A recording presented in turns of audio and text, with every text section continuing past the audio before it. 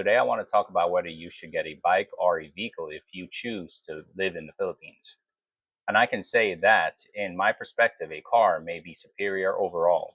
There are various aspects to consider before making your decision. In this video, I'll discuss this.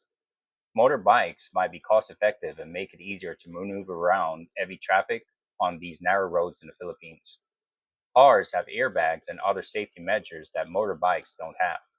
That's why I highly recommend it. But it all comes down to you.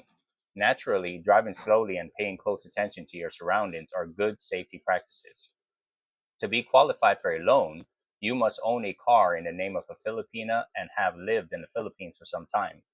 Again, safety, cost, convenience, and suitability with local road conditions are among the factors that you should evaluate when selecting whether to buy a car or a motorbike. Making an informed decision in a country where road risk, traffic patterns, and social dynamics all play significant roles in transportation necessitates an understanding of these issues. Traffic in the Philippines is famously awful, particularly in big areas such as Metro Manila, Cebu City, and Davao. Roads can be congested, and drivers frequently exhibit a unique blend of flexibility and aggression. Because traffic rules are not always fully enforced, defensive driving is essential in this situation. The challenges in rural locations are attributed to poorly maintained roads, unexpected obstacles, and insufficient infrastructure. Roadside walks are prevalent among Filipinos, especially in rural areas. Vision can be difficult at night due to limited street illumination. Another common hazard, particularly on weekends and during fiestas, is drunk pedestrians. It is usual for dogs, goats, and even chickens to wander onto roads, putting drivers in unexpected situations. Potholes are widespread along Philippine roads, especially in the provinces. These pose safety risks and can significantly damage autos. Heavy traffic in urban areas requires patience and smart route planning. Motorbikes, tricycles, and jeepneys weave in and out of traffic in an unpredictable manner. Rather than strictly adhering to traffic restrictions, drivers frequently rely on hand gestures, honking, and intuition. Because of the issues with Philippine transportation, many expats prefer to drive their vehicles. Although each vehicle has advantages, the final decision will be based on a variety of factors, including traffic patterns, road conditions, and individual safety. Whether it's a car or a motorbike, having a vehicle offers numerous mobility advantages versus taking public transportation. Having personal transportation may save expats a lot of time and concern, especially in locations like Metro Manila, where traffic can be congested. Many expats traveling with families choose cars over motorbikes because they are more comfortable and spacious. Family holidays, food shopping, and beach outings are much easier when there is ample room for both passengers and luggage. Cars offer protection from the Philippines' normal tropical heat, rain, and other weather conditions. Flooding can be common during the rainy season, so this is very useful. Navigating Philippine streets is perilous due to a variety of risks, including intoxicated pedestrians, stray dogs, and poor road conditions. In the Philippines, intoxicated pedestrians walking is a severe threat to public safety, particularly at night. Pedestrians are involved in numerous accidents, and many of them are intoxicated. Alcohol related traffic injuries are one of the top causes of death in the country, especially in cities with thriving nightlife scenes.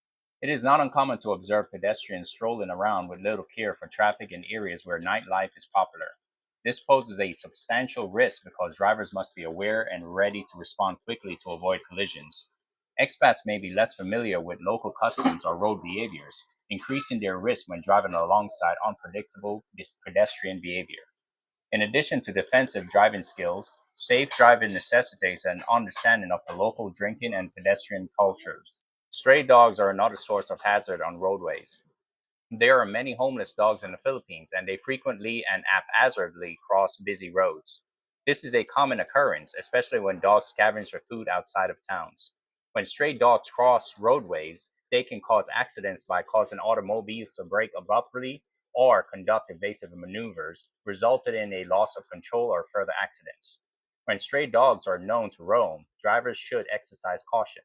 It is recommended to maintain a safe distance from these animals and avoid driving too rapidly in areas where stray dogs are known to be prevalent. Expats should consider the following criteria when selecting whether to buy a car or a motorbike. Motorbikes are frequently less expensive to purchase and operate than cars. Motorbikes are useful for short trips and dealing with crowded areas because they consume less gas and demand fewer parking spaces. Motorbike riders can split lanes, a common practice in congested metropolitan areas, because motorbikes can maneuver through heavy traffic more easily than cars. However, due to this inherent vulnerability, motorbike riders should use extreme caution when passing intoxicated pedestrians and animals on the road. In terms of safety, automobiles provide a greater line of defense in the event of an accident. Furthermore, they improve travel safety during severe weather, particularly in flood-prone areas. Larger cars, such as SUVs and trucks, are commonly recommended because of the high frequency of potholes and poorly maintained roads.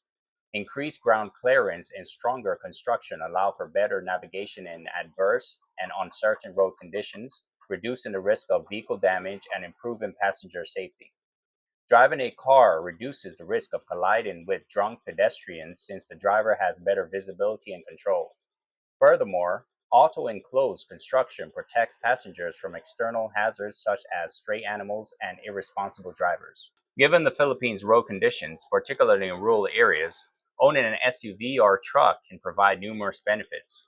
Many SUVs and trucks have higher ground clearance, allowing them to drive over potholes and tough terrains that are common in both urban and rural locations. This is especially critical during the rainy seasons when flooding can make driving perilous. These vehicles are more suited for regions outside of cities where road conditions may deteriorate dramatically, as they are frequently intended to handle the wear and tear that comes with dirt roads. To provide additional layers of protections against potential traffic accidents, modern SUVs and trucks are loaded with cutting edge safety features such as traction control, stability management, and advanced braking systems. Cost must be considered, even if the vehicle of choice has a substantial impact on safety. In the Philippines, having a car incurs expenditures. Due to rising gasoline prices, cars, particularly larger ones, may become more expensive over time than motorbikes. Individual driving habits and usage should thus be considered. Vehicles require frequent maintenance to remain in good working order. Vehicle preventative maintenance may be more expensive than motorbike maintenance due to the engine complexity and the necessity to fix parts. When deciding between comprehensive insurance for autos and motorbikes, expats must consider the fact that comprehensive insurance for cars is significantly more expensive. The choice may also be influenced by the frequency of car use and the types of travel that the individual or family frequently undertakes. Regular long distance driving or family holidays usually require the convenience and space that a car provides. A motorbike may be adequate if your primary objective is short trips or city commuting. A car, particularly an SUV or truck, is a preferable alternative if you frequent rural locations or plan to travel with family. Learn about the local driving norms and traffic rules. If necessary, take a defensive driving course. Bikers require high quality gloves, helmets, and other protective gear. Vehicle owners should ensure that their seat belts and airbags are working properly. Anyone who finds driving in the Philippines too challenging may benefit from taking public transportation or hiring a driver. It is critical to conduct routine maintenance. Make sure your vehicle is prepared to handle the rigors of Philippine roads. Finally, road conditions, comfort, convenience, and safety all influence whether expats residing in the Philippines choose a car or a motorbike. Motorbikes may be cheaper and more maneuverable in congested locations, but they also put riders at more risk, notably from the unsafe behaviors of drunken pedestrians and roaming dogs.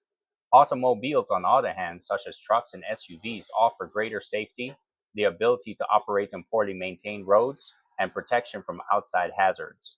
Therefore, those who wish to travel throughout the various regions of the Philippines should carefully consider purchasing a vehicle that fulfills both their practical demands for regular travel and their safety concerns, even if special circumstances will eventually determine the best option. All right, folks, that is all for today's show. Thank you all for watching. Until next time, have a good day.